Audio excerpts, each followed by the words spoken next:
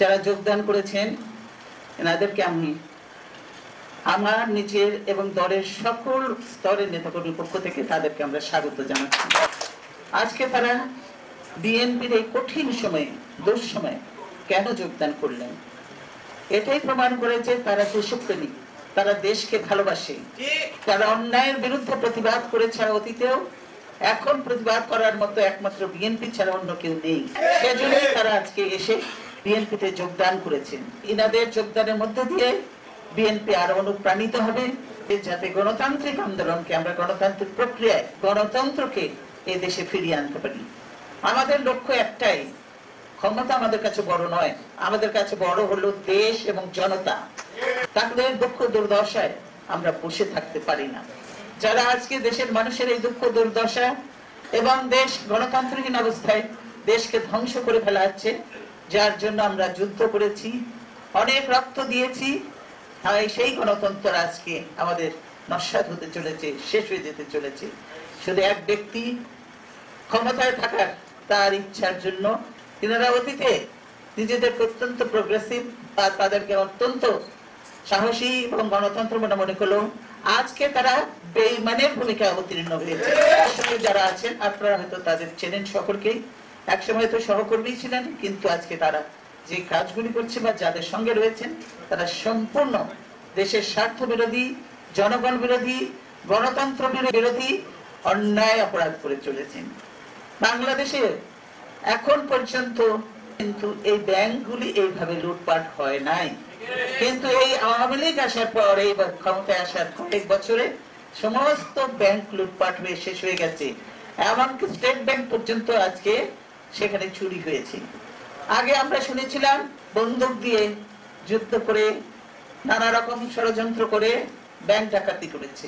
Bank ডাকাতির খবর এই আওয়ামী লীগ ক্ষমতায় থাকতেও অতীতে পেয়েছি দুই একটা, কিন্তু এবার সব ব্যাংক লুট করেছে অত্যন্ত অভিনব কায়দায়। সেই কথায় আজকে ব্যাংকগুলি লুট করে বাংলাদেশকে একটা দেউলিয়া দেশ করে দেওয়ার অবস্থায় নিয়ে গেছে। তাই আজকে আমাদের যারা এই যে ইয়াং জেনারেশন, তাদেরকে তো জেগে উঠতে হবে, তাদেরকে তো অন্যায়ের প্রতিবাদ করতে হবে। তারা যদি বসে থাকে ক্ষতিগ্রস্ত তো তারা হবে সবচেয়ে বেশি। আমাদের তো সময় এখন অনেক হয়েছে, কাজেই তাদের জন্যই আজকে আমরা এই পথটা শুরু করেছি। আমরা চাই আজকে দেশে গণতন্ত্র ফিরে আসুন। জিয়াউর রহমান যেটাকে এনেছিলেন সেই পথ ধরেই আমরা এগিয়ে চলেছি। জিয়াউর রহমান এই দেশে বহুদলীয় গণতন্ত্র দিলেন, সংবাদপত্রের স্বাধীনতা দিলেন, আইনের শাসন দিলেন, গ্রামে গঞ্জে হেঁটে মানুষকে ঐক্যবদ্ধ করেছেন। আজকে কৃষকও জিয়াউর রহমানকে চেনে, আজকে শ্রমিকও জিয়াউর রহমানকে চেনে, আজকে সকলেই জিয়াউর রহমানকে চেনে এবং তার কথা বলে। কেন? তিনি তাদের কাছে গেছেন, তাদের সঙ্গে কথা বলেছেন, জেনেছেন তাদের সমস্যা এবং সেই পথ ধরে তিনি সমাধানের জন্য কাজ করেছেন। তাই জিয়াউর রহমান বেঁচে থাকলে অনেকেই বলে বাংলাদেশের চেহারা আজকে অন্যরকম হতো। সেজন্যই তো আজকে বাংলাদেশকে যারা চায় না কখনো বাংলাদেশ উন্নতি করুক, বাংলাদেশ এগিয়ে যাক, তারা আজকে সরাসরি জিয়াউর রহমানকে এই দুনিয়া থেকে সরিয়ে দিয়েছে। এখনো তারা, তাদের টার্গেট হলো যে তারা ভেবেছিল জিয়াউর রহমান না থাকলে বিএনপি আর থাকবে না, বিএনপি শেষ হয়ে যাবে।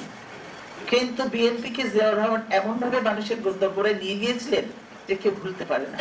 তাই বিএনপির হাল আমরা সকলে মিলে ধরেছি এবং সকলে মিলে সেই তৃণমূল থেকে বিএনপিকে এমন ভাবে আমরা তৈরি করেছি যে বিএনপিকে ধ্বংস করা যাবে না। আজকে বিএনপি ঐক্যবদ্ধ এবং আপনারা দেখছেন কিসের জন্য। আমাদের দেশটাকে বাঁচাতে হবে, আমাদের দেশে গণতন্ত্র ফিরিয়ে আনতে হবে, দেশে আইনের শাসন ফিরিয়ে আনতে হবে, দেশে মানুষের কৃষক, শ্রমিক, মেহনতি মানুষের কল্যাণ করতে হবে। যিনি মৌলানা ভাসানীর কথা, আজকে মৌলানা ভাসানীর নাম ভুলিয়ে দেওয়া হচ্ছে। মৌলানা ভাসানীর নাম কেউ বলে না, খুব কম। মৌলানা ভাসানী, কিন্তু তার নামে কোনো প্রতিষ্ঠানও নেই। তিনি এত বাংলাদেশের জন্য এত সংগ্রাম করলেন। আমরা দিয়েছিলাম ওই যে নবতীরা ভাসানী নাম দিয়েছিলাম, কিন্তু সেটাও মুছে দেওয়া হয়েছে। জিয়াউর রহমানের তো দিচ্ছেই, ভাসানী, সেই ভাসানীর নাম আজকে মুছে দেওয়া হচ্ছে। এই হলো অবস্থা। কাজে এই আওয়ামী লীগ নামক এই দলটি, এই দৈত্যদের হাত থেকে আজকে দেশটাকে বাঁচাতে হবে। এরা মানুষকে এরা মানুষকে শুধু হত্যা করতে জানে, গুম করতে জানে, মানুষের সম্পদ কেড়ে নিতে জানে, আর মানুষের উপর জুলুম অত্যাচার করতে জানে। দেশ, জনগণ এদের কাছে বড় কথা নয়। এদের কাছে সবচেয়ে প্রিয় আমি ক্ষমতায় থাকবো, সারা জীবন ক্ষমতায় থাকবো। আজকে আমরা বলছি যে সাংবাদিক শফিক রহমান সাহেবকে অন্যায়ভাবে ধরে নেওয়া যায় হলো এবং কিছুক্ষণ পর্যন্ত খবরাখবর ছিল না, এবং শুধু তাই নয়, তাকে রিমান্ডে নেওয়া হচ্ছে, 5 দিনের রিমান্ডে নেওয়া হচ্ছে। মিথ্যে মামলা দিয়ে জবরদখলকে তাকে নিয়ে যাওয়া হয়েছে এবং এইভাবে তাদেরকে স্তব্ধ করে দিতে চায়। ওনার লেখা পড়ে হয়তো তাদের গায়ে জ্বালা হতো, সেজন্যই আজকে মিথ্যে মামলা দিয়ে তাকে আটক করা হয়েছে। তারপর একই অবস্থা মাহমুদুর রহমান সাহেবকেও এখন পর্যন্ত ছাড়ে না। মামলা হয়ে গেল, নতুন করে আবার মামলা দিয়ে আবার গ্রেফতার দেখানো হয়। সালামী সাহেব চেয়ারম্যান ছিলেন, জোর করে তার কাছ থেকে টিভি নিয়ে যাওয়া হয়েছে, তারপর তাকে এখন পর্যন্ত জেলে আটকে রাখা হয়েছে। মাহমুদুর রহমান মান্না একজন প্রগতিশীল রাজনীতিবিদ ছিলেন। মাহমুদুর রহমান মান্না তাকে পর্যন্ত আজকে মিথ্যে মামলা দিয়ে অন্যায়ভাবে ষড়যন্ত্র করে তাকে আটকে রাখা হয়েছে।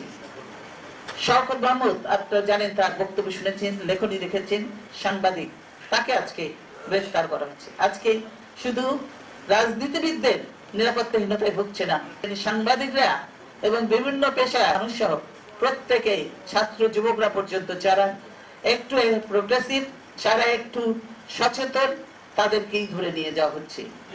আজকে মেধাশূন্য করে দেশটাকে একটা পঙ্গু রাষ্ট্র বানিয়ে শুধুমাত্র ক্ষমতায় টিকে থাকার জন্য এই ষড়যন্ত্র। আমি তাই বলবো, অবিলম্বে শফিক রহমান, মাহমুদুর রহমান, সালামী সাহেব, আমাদের আব্দুল মান্নান মেয়র যিনি, শওকত মাহমুদ, সকলের মুক্তি আমি দাবি করছি। অবিলম্বে তাদেরকে মুক্ত করার জন্য তিনাদেরকেও বলবো যে আসুন আমরা একসঙ্গে মিলে আরো যারা দেশকে ভালোবাসেন, দেশে গণতন্ত্রকে ফিরিয়ে আনতে চান, এই জালেম অত্যাচারী ভোট চোর অগণতান্ত্রিক সরকার, এই আওয়ামী লীগ কোন বৈধ সরকার নাই, এটা একটি অবৈধ সরকার। এই অবৈধ সরকারে এখন যার নামে যাই করুক না কেন, মামলা দিয়ে কি করুক, জেলে দিন, কোনটাই তারা টিকাতে পারবে না, কেন তারা নিজেরাই বৈধ নয়। কাজেই এই অবৈধ সরকারকে বিদায় নিতে হবে এবং আগামীতে আমরা সকলে মিলে একসঙ্গে কাজ করে স্বৈরাচারীদেরকে, এই জালেমদেরকে আমরা ক্ষমতা থেকে সরিয়ে দেশে সত্যিকারে গণতন্ত্র ফিরিয়ে আনবো। আর আমাদের দাবি অত্যন্ত ছোট্ট এবং অতি সহজ। আমরা কি চাই? আমরা দেখেছি আওয়ামী লীগের অধীনে কোনো সুষ্ঠু নির্বাচন হতে পারে না, সেজন্যই বলছি আওয়ামী লীগ হাসিনার অধীনে কোনো নির্বাচন হতে পারে না। নিরপেক্ষ সরকারের কাছে ক্ষমতা হস্তান্তর করে নির্বাচন করতে হবে। আসেন লেভেল প্লেইং ফিল্ডে আমরা সবাই ইলেকশন করি, তারপরে আমরা দেখি জনমত কি বলে। সেই জন্যই আমরা শুধু চাই যে আজকে নিরপেক্ষ সরকারের অধীনে একটা অবাধ, সুষ্ঠু, নিরপেক্ষ নির্বাচনের মাধ্যমে দেশে গণতন্ত্র ফিরে আসুক, এটাই আমাদের দাবি এবং এই দাবিতে আমরা অটল থাকবো।